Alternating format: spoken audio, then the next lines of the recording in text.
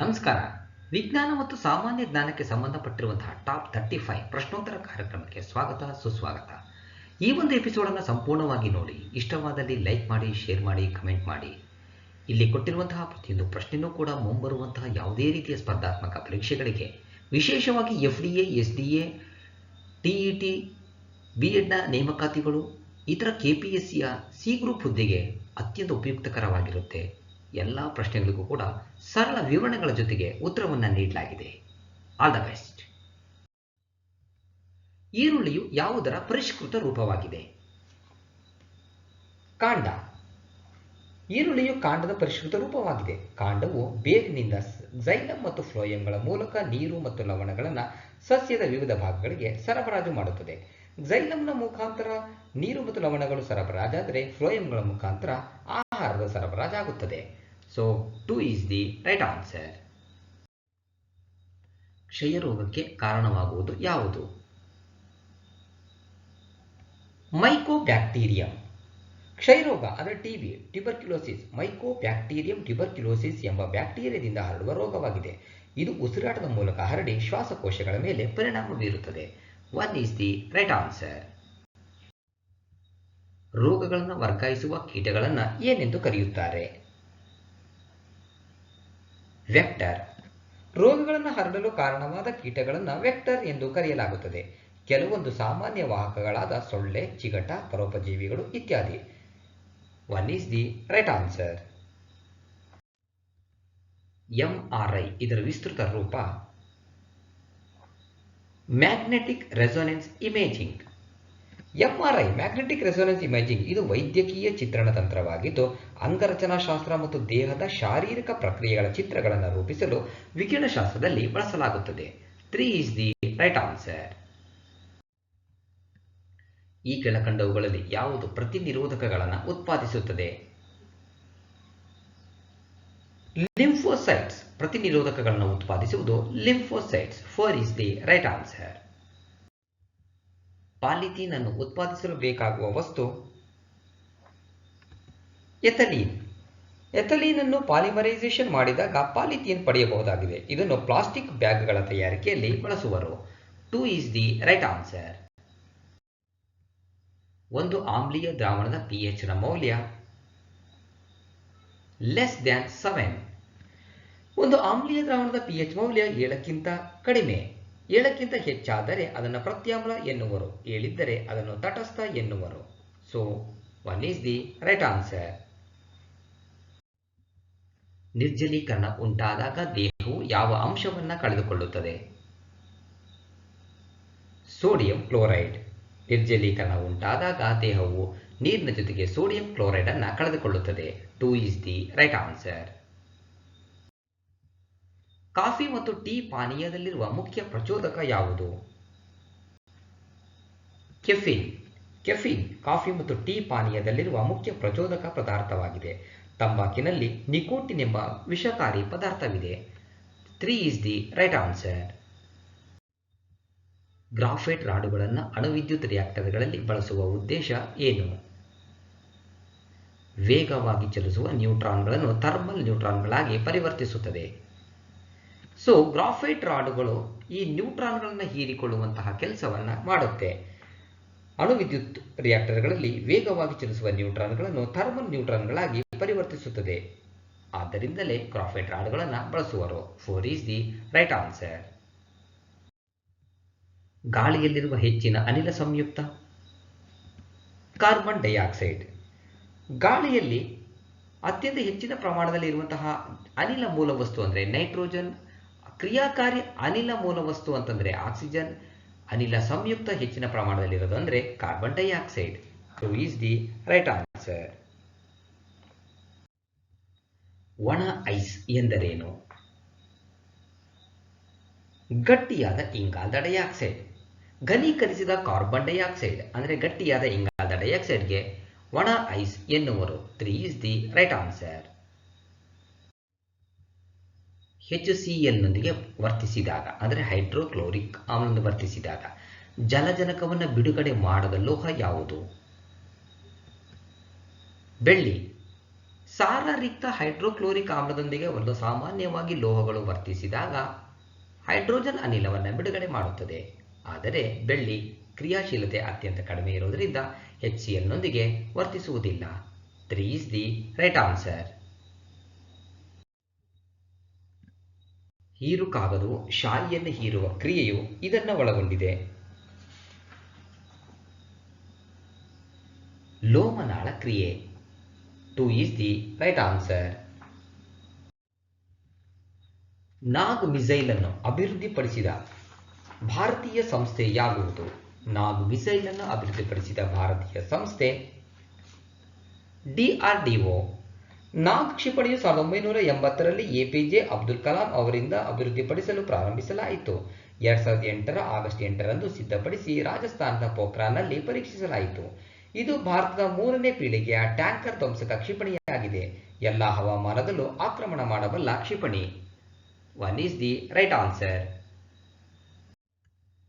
ಸಂವಿಧಾನದಲ್ಲಿ ಶಿಕ್ಷಣದಲ್ಲಿ ಹಕ್ಕನ್ನು ಒದಗಿಸುವ ಹೊಸ ಆರ್ಟಿಕಲ್ 21A ಇದನ್ನು ಸೇರ್ಪಡಿಸಿದ ತಿದ್ದುಪಡಿ ಯಾವುದು? 86ನೇ ತಿದ್ದುಪಡಿ. 2002ರಲ್ಲಿ ಸಂವಿಧಾನದ ತಿದ್ದುಪಡಿ ಕಾಯ್ದೆ 86ರ ಪ್ರಕಾರ 6ರಿಂದ 14 ವರ್ಷದ ಮಕ್ಕಳಿಗೆ ಉಚಿತ ಮತ್ತು ಕಡ್ಡಾಯ ಶಿಕ್ಷಣ ವಿಧಿ 45ರ ಪ್ರಕಾರ ಸಂವಿಧಾನದ ವಿಧಿ 21A ಸೇರ್ಪಡಿಸಲಾಗಿದೆ. 1 is the right answer. ರಾಜ ಕವಿವರ್ಮ ಭಾರತದ ಪ್ರಖ್ಯಾತ ಡ್ಯಾಶ್ ಆಗಿದ್ದರು. ವರ್ಣಚಿತ್ರಕಾರ. ರಾಜ ರವಿವರ್ಮ ಭಾರತದ ಪ್ರಖ್ಯಾತ ವರ್ಣಚಿತ್ರಕಾರ. ಭಾರತೀಯ ಕಲೆಗೆ ಅವರ ದೊಡ್ಡ ಕೊಡುಗೆ ಪರಿಗಣಿಸಿ ಕೇರಳ ಸರ್ಕಾರವು ರಾಜ ರವಿವರ್ಮ ಪುರಸ್ಕಾರವನ್ನು ಸ್ಥಾಪಿಸಿತು. 1 is the right answer. ವಿಶ್ವಸಂಸ್ಥೆಯ ಪರಿಸರ ಕಾರ್ಯಕ್ರಮ UNEP ವಿಮಾನ ನಿಲ್ದಾಣವನ್ನು ಜಗತ್ತಿನ ಮೊದಲ ಪೂರ್ಣ ಪ್ರಮಾಣದ ಸೌರಶಕ್ತಿ ಚಾಲಿತ ವಿಮಾನ ನಿಲ್ದಾಣವೆಂದು ಗುರುತಿಸಿದೆ. ಕೊಚ್ಚಿನ್. CIAL. ಕೇರಳದ ಕೊಚ್ಚಿನ್ನಲ್ಲಿರುವ ಕೊಚ್ಚಿನ್ ಇಂಟರ್ನ್ಯಾಷನಲ್ ಏರ್ಪೋರ್ಟ್ ಅನ್ನು ವಿಶ್ವಸಂಸ್ಥೆಯ ಪರಿಸರ ಕಾರ್ಯಕ್ರಮದವರು ಜಗತ್ತಿನ ಮೊದಲ ಪೂರ್ಣ ಪ್ರಮಾಣದ ಸೌರಶಕ್ತಿ ಚಾಲಿತ ವಿಮಾನ ನಿಲ್ದಾಣವೆಂದು ಗುರುತಿಸಿದ್ದಾರೆ.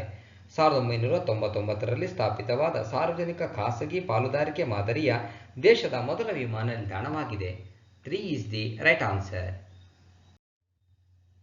ಅಟಲ್ ಇನ್ನೋವೇಷನ್ ಮಿಷನ್ ನಾವೀನ್ಯತೆ ಸಂಸ್ಕೃತಿ ಪ್ರೋತ್ಸಾಹಿಸಲು ಭಾರತ ಸರ್ಕಾರದ ಒಂದು ಪ್ರಯತ್ನವಾಗಿದ್ದು ಇದರ ಅಡಿಯಲ್ಲಿ ಕೈಗೆತ್ತಿಕೊಳ್ಳಲಾಗಿದೆ. ನೀತಿ ಆಯೋಗ. ನೀತಿ ಆಯೋಗವನ್ನು 1ನೇ ಜನವರಿ 2015ರಂದು ಸ್ಥಾಪಿಸಲಾಯಿತು. ಇದೊಂದು ಸಂವಿಧಾನೇತರ ಸಂಸ್ಥೆಯಾಗಿದ್ದು ಕೇಂದ್ರ ಸರ್ಕಾರದ ಆರ್ಥಿಕ ನೀತಿ ರೂಪಿಸುವಿಕೆ ಮತ್ತು ನಿರ್ದೇಶನ ನೀಡುವ ಥಿಂಕ್ ಟ್ಯಾಂಕ್ ಸಂಸ್ಥೆಯಾಗಿ ಕಾರ್ಯನಿರ್ವಹಿಸುತ್ತದೆ. 3 is the right answer. Sagar Kavach ಎಂದರೆ ಕರಾವಳಿ ಭದ್ರತೆಯಲ್ಲಿನ ಲೋಪದೋಷಗಳ ಮೌಲ್ಯಮಾಪನ ಮತ್ತು ಭದ್ರತೆ ಬಲಪಡಿಸಲು ಕಾರ್ಯಾಭ್ಯಾಸ.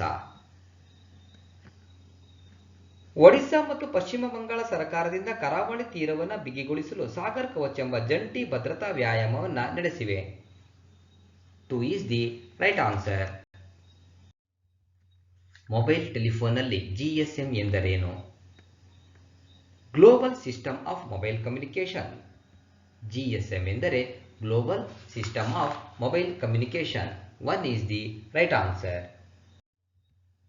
ಈ ಕೆಳಗಿನವುಗಳಲ್ಲಿ ಯಾವ ದೇಶವು ಸಾರ್ಕ್ನ ಅಂದರೆ south Asia association for regional cooperation ಸಂಸ್ಥಾಪಕ ಸದಸ್ಯನಾಗಿಲ್ಲ? ಮಯನ್ಮಾರ್. ಸಾರ್ಕ್ ಅನ್ನು 1985 ಡಿಸೆಂಬರ್ 8ರಂದು ಸ್ಥಾಪಿಸಲಾಗಿದೆ. ಇದರ ಕೇಂದ್ರ ಕಚೇರಿ ನೇಪಾಳದ ಕಠ್ಮಂಡು. ಪ್ರಾರಂಭದಲ್ಲಿ 7 ಸದಸ್ಯ ರಾಷ್ಟ್ರಗಳಿದ್ದವು: ಆಫ್ಘಾನಿಸ್ತಾನ, ಬಾಂಗ್ಲಾದೇಶ, ಭೂತಾನ್, ಭಾರತ, ಮಾಲ್ಡೀವ್ಸ್, ನೇಪಾಳ ಮತ್ತು ಪಾಕಿಸ್ತಾನ. ನಂತರ Sri Lanka ಒಕ್ಕೂಟಕ್ಕೆ ಸೇರಿತು. 1 is the right answer. ಭಾರತದ ವಿಘಟನೆಯ ಬಾಲ್ಕನ್ ಯೋಜನೆಯನ್ನು ಸಿದ್ಧಪಡಿಸಿದವರು ಯಾರು? Lord Mount baton. Lord Mount baton ರವರು ಜನರಲ್ ಹೇಸ್ಟಿಂಗ್ಸ್ ಮತ್ತು ಸರ್ ಜಾರ್ಜ್ ಅಬೆಲ್ ಅವರೊಂದಿಗೆ ಬಾಲ್ಕನ್ ಯೋಜನೆಯನ್ನು ತಯಾರಿಸಿ 1947 ಏಪ್ರಿಲ್ 15ರಂದು ದೆಹಲಿಯಲ್ಲಿ ಪ್ರಾಂತೀಯ ರಾಜ್ಯಪಾಲರಿಗೆ ನೀಡಿದರು. 3 is the right answer. ಮನುಷ್ಯನ ಮೂತ್ರಪಿಂಡದಲ್ಲಿ ಕಲ್ಲುಗಳು ರಚಿತವಾಗುವುದು ಅತ್ಯಧಿಕವಾಗಿ ಇವುಗಳನ್ನು ಹೊಂದಿರುವುದು: ಕ್ಯಾಲ್ಸಿಯಂ ಆಕ್ಸಲೇಟ್. ಮೂತ್ರಪಿಂಡಗಳಿಂದ ಕಲ್ಲುಗಳ ಕ್ಯಾಲ್ಸಿಯಂ ಆಕ್ಸಲೇಟ್ ಅನ್ನು ಒಳಗೊಂಡಿರುತ್ತವೆ. ಈ ಕಲ್ಲುಗಳನ್ನು ಒಡೆಯಲು ಲಿಥೋಟ್ರಿಪರ್ ಎಂಬ ಸಾಧನವನ್ನು ಬಳಸುವರು. 1 is the right answer. ನ್ಯೂಟನ್ನ ಗುರುತ್ವಾಕರ್ಷಣೆಯ ನಿಯಮವನ್ನು ಈ ಕೆಳಗಿನವುಗಳಲ್ಲಿ ಯಾವುದಕ್ಕೆ ಅನ್ವಯಿಸಲಾಗಿದೆ? ಬ್ರಹ್ಮಾಂಡದಲ್ಲಿರುವ ಯಾವುದೇ ಎರಡು ಕಾಯಗಳ ನಡುವಿನ ಬಲಕ್ಕೆ ಅನ್ವಯಿಸಲಾಗಿದೆ. 4 ಈಸ್ ದಿ ರೈಟ್ ಆನ್ಸರ್. ನ್ಯೂಟನ್ನ ಒಂದನೇ ನಿಯಮವನ್ನು ಜಡತ್ವಕ್ಕೂ, ಎರಡನೇ ನಿಯಮವನ್ನು ವೇಗೋತ್ಕರ್ಷಕ್ಕೂ, ಮೂರನೇ ನಿಯಮ ಕ್ರಿಯೆ ಮತ್ತು ಪ್ರತಿಕ್ರಿಯೆಯ ಬಗ್ಗೆ ವಿವರಿಸುತ್ತದೆ. ಭಾರತೀಯ ರಿಸರ್ವ್ ಬ್ಯಾಂಕ್ನ ತೆರೆದ ಮಾರುಕಟ್ಟೆಯ ಕಾರ್ಯಾಚರಣೆಗಳು ಇದಕ್ಕೆ ಸಂಬಂಧಿಸಿದೆ. ಭದ್ರತೆಗಳಲ್ಲಿ ವ್ಯಾಪಾರ. ಭಾರತೀಯ ರಿಸರ್ವ್ ಬ್ಯಾಂಕ್ನ ತೆರೆದ ಮಾರುಕಟ್ಟೆಯ ಕಾರ್ಯಾಚರಣೆಗಳು ಭದ್ರತೆಗಳಲ್ಲಿ ವ್ಯಾಪಾರಕ್ಕೆ ಸಂಬಂಧಿಸಿದೆ. 3 ಈಸ್ ದಿ ರೈಟ್ ಆನ್ಸರ್. ಭಾರತೀಯ ಸಂವಿಧಾನದ ಈ ಭಾಗವು ಮೂಲಭೂತ ಕರ್ತವ್ಯಗಳನ್ನು ಒಳಗೊಂಡಿದೆ. 4A. ಭಾರತದ ಸಂವಿಧಾನದಲ್ಲಿ ಮೂಲಭೂತ ಕರ್ತವ್ಯಗಳನ್ನು ರಷ್ಯಾದ ಸಂವಿಧಾನದಿಂದ ಎರವಲು ಪಡೆಯಲಾಗಿದ್ದು, 47ನೇ ತಿದ್ದುಪಡಿಯ ಮೂಲಕ 1976ರಲ್ಲಿ ಭಾರತದ ಸಂವಿಧಾನಕ್ಕೆ 4A ಸೇರ್ಪಡೆ ಮಾಡಿ 51A ವಿಧಿಯಲ್ಲಿ ಸೇರ್ಪಡೆ ಮಾಡಲಾಯಿತು. 2 ಈಸ್ ದಿ ರೈಟ್ ಆನ್ಸರ್. ಇವುಗಳಲ್ಲಿ ಯಾವುದು ಧನ ವಿಧೇಯಕಕ್ಕೆ ಸಂಬಂಧಿಸಿದಂತೆ ಸರಿ ಅಲ್ಲ? ಇವು ಲೋಕಸಭೆ ಅಥವಾ ರಾಜ್ಯಸಭೆಯಲ್ಲಿ ರಚನೆಗೊಳ್ಳುತ್ತವೆ. ಸಂಸತ್ತಿನ ಯಾವುದೇ ಸದನದಲ್ಲಿ ಧನ ಮಸೂದೆ ಮತ್ತು ಹಣಕಾಸು ಮಸೂದೆಯನ್ನು ಹೊರತುಪಡಿಸಿ ಉಳಿದೆಲ್ಲ ಮಸೂದೆಯನ್ನು ಮಂಡಿಸಬಹುದೆಂದು ವಿಧಿ 107 ಉಪವಿಧಿ 1ರಲ್ಲಿ ವಿವರಿಸಲಾಗಿದೆ. 2 ಈಸ್ ದಿ ರೈಟ್ ಆನ್ಸರ್. ಸರ್ವೋಚ್ಚ ನ್ಯಾಯಾಲಯದ ನ್ಯಾಯಾಧೀಶರನ್ನು ಯಾರು ನೇಮಿಸುತ್ತಾರೆ? ರಾಷ್ಟ್ರಪತಿ. ಪ್ರಸ್ತುತ ಭಾರತದ ಸರ್ವೋಚ್ಚ ನ್ಯಾಯಾಲಯದಲ್ಲಿ ಒಬ್ಬ ಮುಖ್ಯ ನ್ಯಾಯಾಧೀಶರು ಹಾಗೂ 30 ಜನ ಇತರ ನ್ಯಾಯಾಧೀಶಗಳಿರುತ್ತಾರೆ. ವಿಧಿ 124 ಉಪವಿಧಿ 2ರ ಪ್ರಕಾರ ನ್ಯಾಯಾಲಯದ ನ್ಯಾಯಾಧೀಶರನ್ನು ನೇಮಕ ಮಾಡುವ ಸಂದರ್ಭದಲ್ಲಿ ರಾಷ್ಟ್ರಪತಿಗಳು ಭಾರತದ ಮುಖ್ಯ ನ್ಯಾಯಾಧೀಶರೊಡನೆ ಸಮಾಲೋಚಿಸತಕ್ಕದ್ದು. 3 ಈಸ್ ದಿ ರೈಟ್ ಆನ್ಸರ್. ಬೇರೆ ಸದಸ್ಯರಿಗೆ ಮಾತನಾಡಲು ಅವಕಾಶ ನೀಡುವುದಕ್ಕಾಗಿ ಸದನದಲ್ಲಿ ಮಾತನಾಡುತ್ತಿರುವ ಒಬ್ಬ ಸದಸ್ಯರಿಗೆ ಸ್ಪೀಕರ್ ಮಾತನಾಡುವುದನ್ನು ನಿಲ್ಲಿಸುವಂತೆ ಸೂಚಿಸಬಹುದಾಗಿದೆ. ಇದಕ್ಕೆ ಹೀಗೆನ್ನುವರು: ಸದನದ ಶರಣಾಗತಿ, ಯೀಲ್ಡಿಂಗ್ ಫ್ಲೋರ್ ಅಂತೇಳಿ ಕರೀತಾರೆ. So 1 is the right answer. ಭಾರತೀಯ ಸಂವಿಧಾನದಲ್ಲಿ ಮೂಲತಃ ಎಷ್ಟು ವಿಧಿಗಳಿದ್ದವು? 395.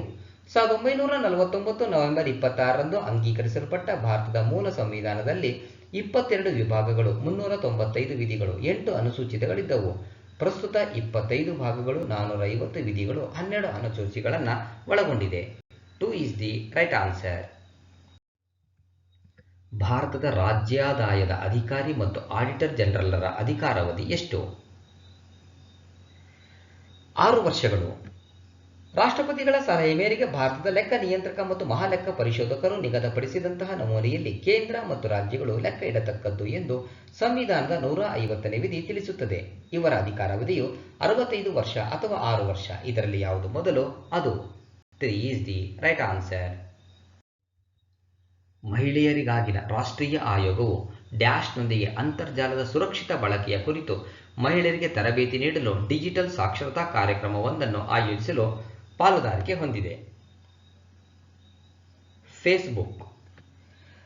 ಸೈಬರ್ ಪೀಸ್ ಫೌಂಡೇಶನ್ ಸಿಪಿಇ ಸಹಯೋಗದೊಂದಿಗೆ ಡಿಜಿಟಲ್ ಸಾಕ್ಷರತಾ ಕಾರ್ಯಕ್ರಮವನ್ನು ಪ್ರಾರಂಭಿಸಲು ಸಾಮಾಜಿಕ ಜಾಲತಾಣವಾದ ಫೇಸ್ಬುಕ್ ರಾಷ್ಟ್ರೀಯ ಮಹಿಳಾ ಆಯೋಗದೊಂದಿಗೆ ಪಾಲುದಾರಿಕೆಯನ್ನ ಮಾಡಿಕೊಂಡಿದೆ. 1 ಈಸ್ ದಿ ರೈಟ್ ಆನ್ಸರ್. ಈ ದಿನವನ್ನು ರಾಷ್ಟ್ರೀಯ ಮತದಾರರ ದಿನವೆಂದು ಆಚರಿಸಲಾಗುತ್ತದೆ. ಜನವರಿ 25. ರಾಷ್ಟ್ರೀಯ ಮತದಾರರ ದಿನವನ್ನು ಪ್ರತಿ ವರ್ಷ ಜನವರಿ 25ರಂದು 2011ರಿಂದ ಆಚರಿಸಿಕೊಂಡು ಬರಲಾಗಿದೆ. ಆಯೋಗದ ಅಡಿಪಾಯ ದಿನವನ್ನು ಗುರುತಿಸಲು ಈ ದಿನವನ್ನು ಆಚರಿಸಲಾಗುತ್ತದೆ. 2 ಈಸ್ ದಿ ರೈಟ್ ಆನ್ಸರ್. ಇಲ್ಲಿಗೆ 35 ಪ್ರಶ್ನೆಗಳ ಈ ಎಪಿಸೋಡ್ ಒಂದು ಮುಕ್ತಾಯವಾಗ್ತಾ ಇದೆ. ಸಂಪೂರ್ಣವಾಗಿ ಈ ವಿಡಿಯೋ ನೋಡಿದ್ದಕ್ಕೆ ಮತ್ತೊಮ್ಮೆ ನಿಮಗೆ ಹೃತ್ಪೂರ್ವಕವಾಗಿರುವಂತಹ ಧನ್ಯವಾದಗಳು. All the best. Thank you.